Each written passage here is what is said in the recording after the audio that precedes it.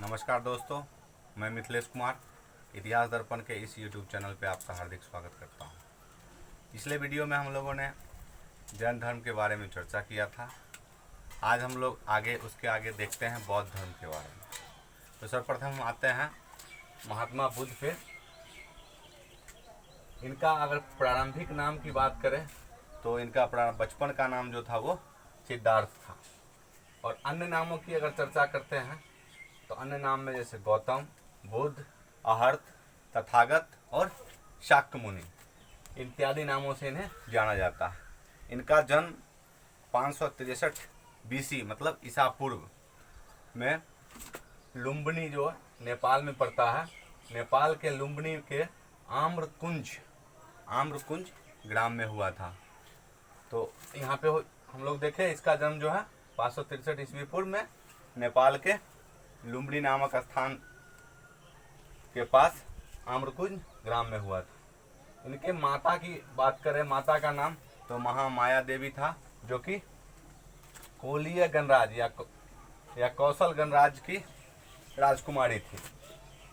हम देखते हैं कि जब महात्मा बुद्ध का जन्म हुआ था 563 ईस्वी पूर्व में, तो जन्म के 7वें दिन बाद इनकी जो माता थी महामाया देवी, इनकी मृत्यु हो जाती है।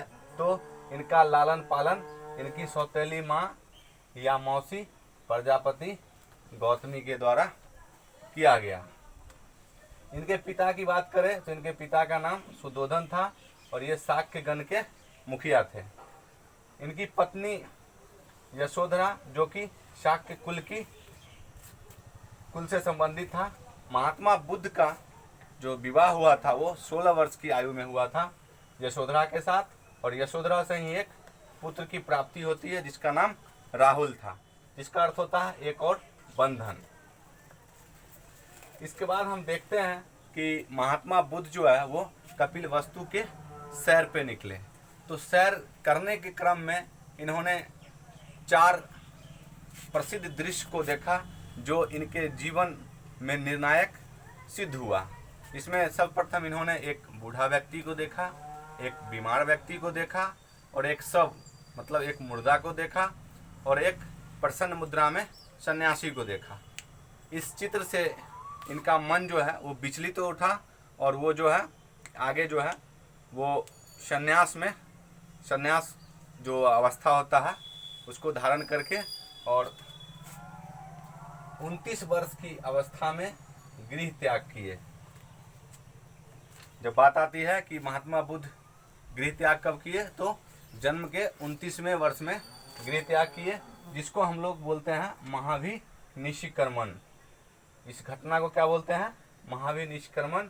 यहाँ पे देखते हैं कि बुद्ध जो है अपने सारथी चान और घोड़ा कंथक इसकी सहायता से अपने राज्य से कुछ दूर तक गए।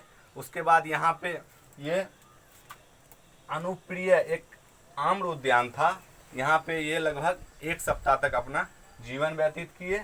उसके आगे ये जो है वहाँ से मगध की राजधानी राजगृह में गए, जहाँ का शासक बिंबिसार हुआ करता था। वहाँ से फिर ये वैशाली गए।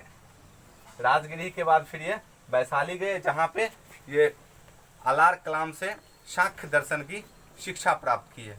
शाक्य दर्शन जो हम लोगों ने पहले पढ़ा था, षड दर्शन, उसमें शाक्य दर्शन के बारे में चर्चा किया था, जिसके प्रतिपादक थे कपिल मुनि, जो कि सबसे पुराना दर्शन था। तो शाक्य दर्शन की शिक्षा जो है वो अलार कलाम से लिए। इस तरह से महात्मा बुद्ध का प्रथम गुरु अलार कलाम हुए। उसके बाद हम देखते हैं कि पहले तो हम देखे राजगिरी गए, उसके बाद फिर वैशाली आए, वैशाली से फिर राजगृह आते हैं और यहाँ पे उन्हें रुद्रक रामपुत्र नामक एक धर्माचार्य से उनकी मुलाकात होती है। फिर उसके आगे फिर ये यहाँ से उड़ुवेला जो कि गया, उड़ुवेला में गए, जहाँ पे इन्होंने 5 साधक को देखा, जिसका नाम है कौंडिल्य, बप्पा, भादिया, महामना और अशागी। मतलब 5 साधक इनको उड़ुवेला में मिला, जहाँ पे इनके साथ वो तपस्या करने लगे। इसी क्रम में हम देखते हैं कि यहाँ पे बनारस में एक व्यक्ति थे, उनके जो उरुवेला का जो सेनानी था उसकी पुत्री थी सुजाता। उरुवेला में एक सेनानी की पुत्री थी सुजाता। उसके द्वारा क्या हुआ कि वो भोजन ग्रहण कर लिए, जिसके कारण जो है उनके साथ जो 5 साधक थे, 5 ब्राह्मण थे, वो इनका विरोधी हो गए और वो इनको छोड़ के सारनाथ की ओर प्रस्थान कर गए। इसके आगे हम देखते हैं जब छोड़ दिया गया तो ये फिर 6 वर्ष के कठोर तपस्या के फलस्वरूप बिना अन्न जल ग्रहण कर किए हुए 35 वर्ष की अवस्था में इन्हें उरुवेला, जहाँ पे गए हुए थे, जो कि बोध गया में पड़ता है, निरंजना या फल्गु दोनों एक ही नदी है, इस नदी के किनारे पीपल वृक्ष के नीचे, और बैसाख पूर्णिमा का दिन था, इस दिन इनको ज्ञान की प्राप्ति हुआ। तो इस तरह से हम लोगों ने देखा कि अगर पूछा जाए तो किस नदी किनारे, तो निरंजना या फल्गु। अगर वृक्ष की बात करें तो पीपल वृक्ष। हम लोगों ने पहले देखा था महावीर में साल वृक्ष के नीचे उनको ज्ञान की प्राप्ति हुई थी, और यहाँ इनको पीपल वृक्ष के नीचे बैसाख पूर्णिमा के दिन। इस तरह से जब इनको ज्ञान की प्राप्ति हुई तो वहाँ पे इन्होंने आगे आकर सारनाथ में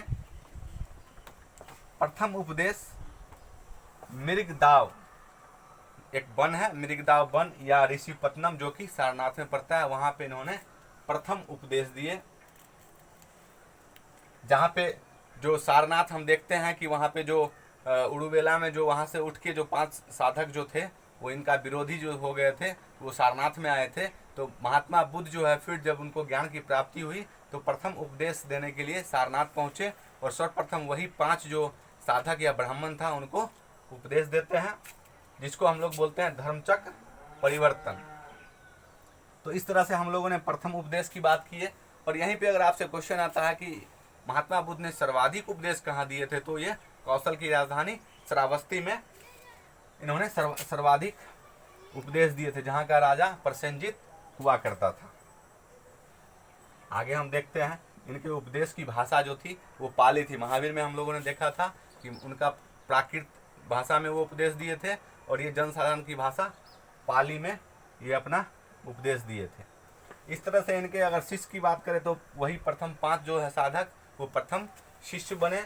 उसके आगे जो देखते हैं हम, वहाँ से वो बनारस, जो कि सारनाथ के पास में ही पड़ता है, वहाँ पे एक श्रेष्ठी पुत्र, एक व्यक्ति थे श्रेष्ठी पुत्र यश, और उनकी माता और पत्नी, ये तीनों जो है इनके साधक, इनके मतलब शिष्य बने, उपासक बने।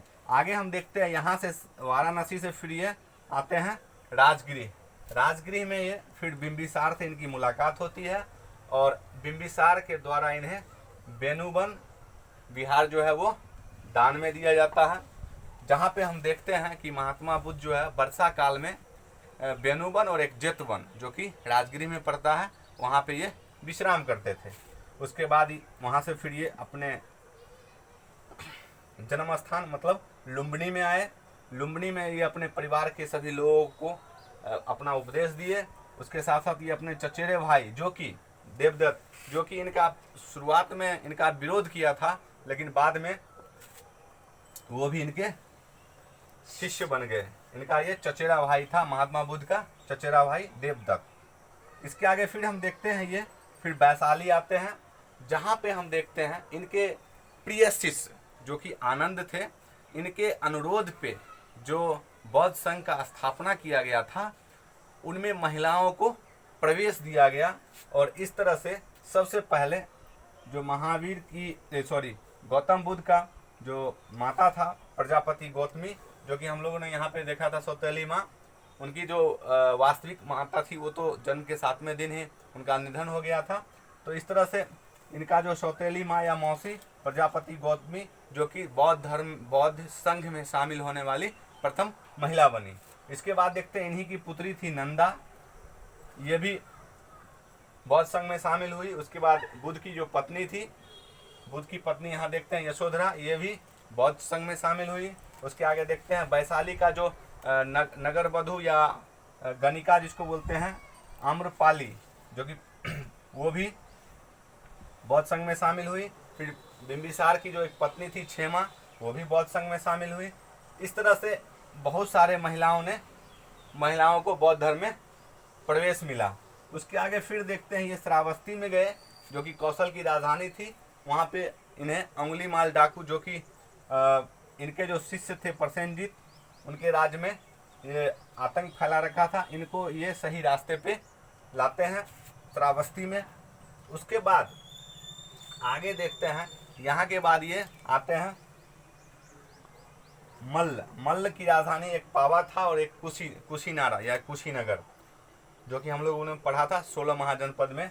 तो यहाँ पे पावा में आए, यहाँ पे एक चुंद नामक व्यक्ति था, ठीक है, जो कि बोला जाता है कि शुगर का मांस जो है वो इनको खिला दिया गया था, जिसके कारण इन्हें अतिसार नामक बीमारी हो गया था। ये घटना जो है वो पावा की है। इसके बाद पावा के बाद जब इन्हें अतिसार हो गया था तो फिर ये कुशीनारा या कुशीनगर में ये आए और यहाँ पे इन्होंने अपना अंतिम उपदेश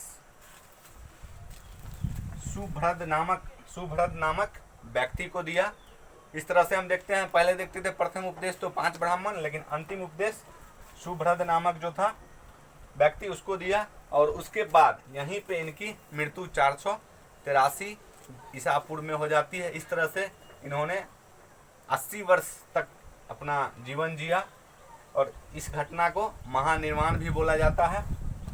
इस तरह से हम लोगों ने देखा महात्मा बुद्ध के जन्म और उनके जो भी जहाँ गए उनके जो क्रियाकलाप था उनके बारे में देखा और इनकी मृत्यु के बारे में देखा। इस तरह से हम आगे फिर देखते हैं कि यहाँ पे इनसे संबंधित कुछ घटना है और इनका प्रतीक है, जो कि हम पीछे भी चर्चा किए हैं कुछ। और यहाँ पे देखते हैं कि अगर महात्मा बुद्ध के जन्म से संबंधित अगर जो घटना है उसका जो प्रतीक है वो कमल और साढ़ है।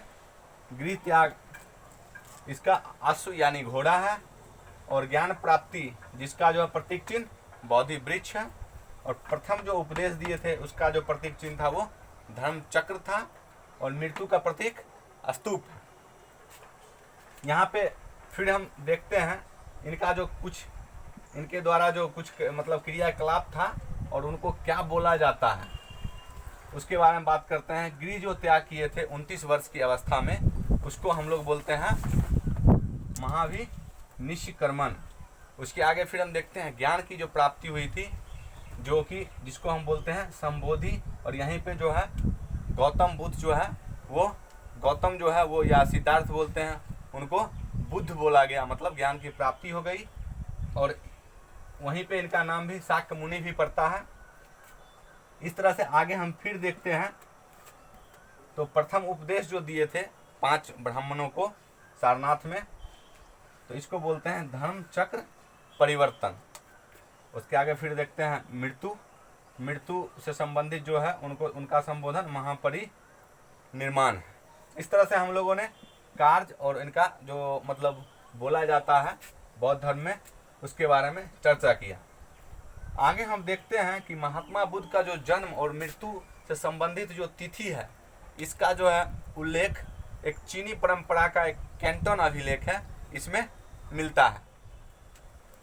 आगे फिर हम देखते हैं कि एक महत्वपूर्ण चीज वैशाख पूर्णिमा महात्मा बुद्ध से संबंधित है, जो कि बहुत महत्वपूर्ण है क्योंकि वैशाख पूर्णिमा के दिन ही महात्मा बुद्ध का जन्म और उन्हें ज्ञान की प्राप्ति और इनकी मृत्यु हुई थी। इस तरह से ये वैशाख पूर्णिमा जो है इनके जीवन के लिए अति महत्वपूर्ण था। इस तरह से हम लोगों ने महात्मा बुद्ध के बारे में कुछ चर्चाएं की। अगले वीडियो में हम लोग जो बौद्ध संहिताएं हुई है 4 उस पर चर्चा करेंगे और फिर महात्मा बुद्ध के द्वारा जो दिया गया शिक्षा है उस पर चर्चा करेंगे, बौद्धिक साहित्य के बारे में चर्चा करेंगे। फिर हम लोग जैन धर्म और बौद्ध धर्म दोनों का तुलनात्मक अध्ययन करेंगे, दोनों का अंतर और दोनों में समानता, इन सब बातों पे हम लोग चर्चा करेंगे। दोस्तों, अगर ये वीडियो आपको अच्छी लगे तो इसे लाइक और सब्सक्राइब और शेयर करना ना भूलें। जय हिंद, जय भारत।